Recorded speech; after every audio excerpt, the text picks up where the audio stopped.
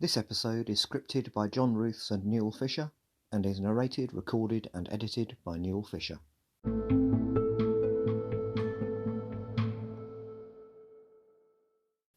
Hello and welcome to the Watership Down podcast episode 47, in which we will be looking at chapter 45, Nuthanger Farm again. We really are approaching the end of the novel now and we'll be staying fairly focused on the plot until then. After that, this podcast will pause for a while to consider wider themes, in particular the 50th anniversary of the publication of Watership Down, which by coincidence we will reach this year. On that subject, there will be a conference marking the anniversary at the University of Glasgow from the 2nd to 4th September this year, 2022. Apparently, a graphic novel of the book is also coming out this year. More details when I have them. I've listened to a podcast episode on Watership Down this week. There will be a link to this in the notes. It was an episode of Sophomore Lit recorded on 6th of March 2016 and is episode 21. This US-based podcast was recommended by John Ruths and the episode is a very positive review of the book by two men with a clear love of it. Well worth a listen.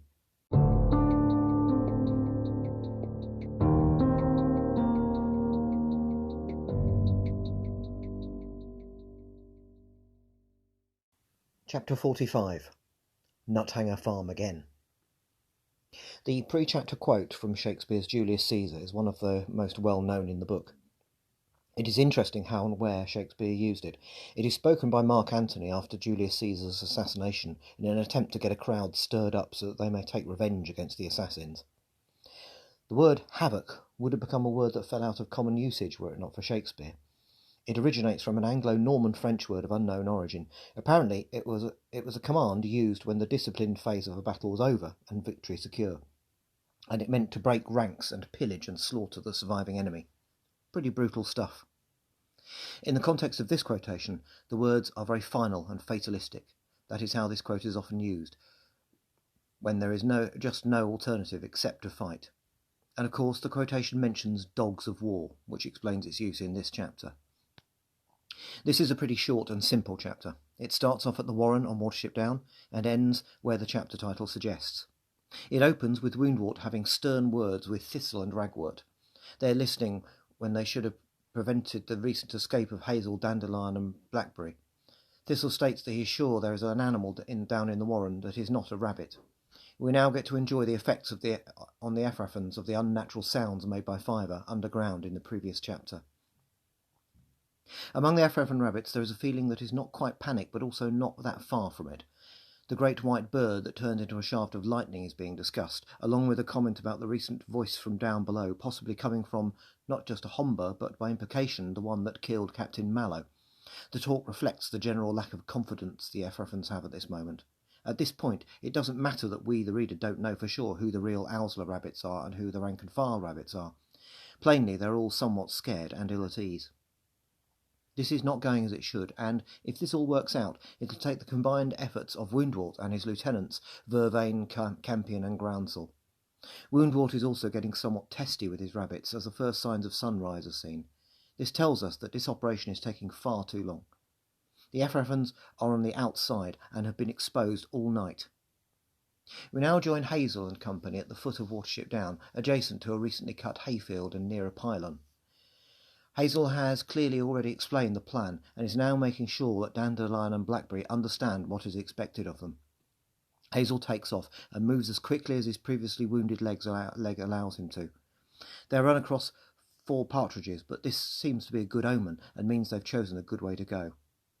Blackberry gets posted first, meaning that he'll have the last part of the mission, that is, to lead the Nuthanger Farm dog to the Warren.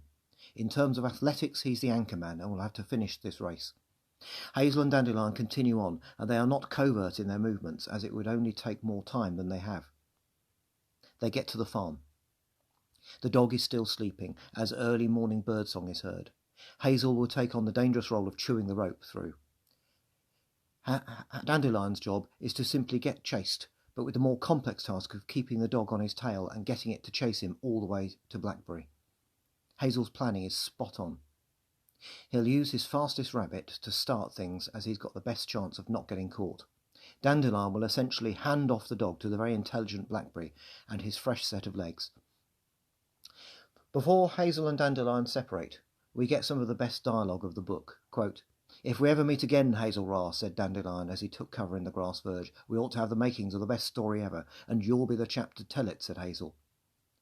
Just as when Bigwig went to join Efrafan, Richard Adams was not one to let a moment like this go to waste.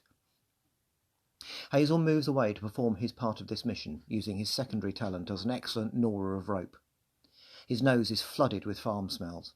He gets himself on top of the dog's kennel and worries about how much noise he has made. The rope tethering the dog to his kennel is easier to chew than the rope of the punt on the River Test. Hazel senses the dog underneath him. However, as he gets through the rope, he sees something impossible to plan for. The cat. The same cat who has been made to look a fool 2 times by our heroes' back. The cat sees both rabbits, but Dandelion, who is in the more vulnerable position, does not see the cat. Hazel instinctively stamps an alarm. This sets off a whole chain of events. Dandelion takes off. The dog gives chase. The cat has sprung and has landed just where Dandelion was. Hazel is thrown off balance and falls to the ground on his bad leg. And then Hazel feels himself being knocked violently and pressed to the ground, and a pricking feeling on his back, due to the cat having him exactly where it wants him.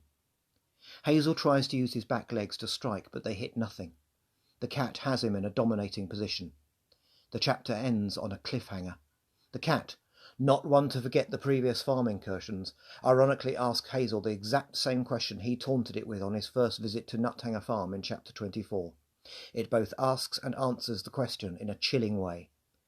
Quote, "Can you run?" hissed the cat. "I think not." End quote.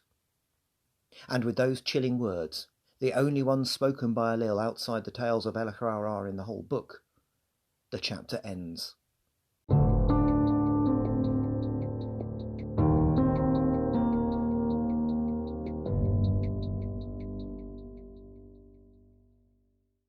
Next time, Bigwig and Woundwort meet again. Underground.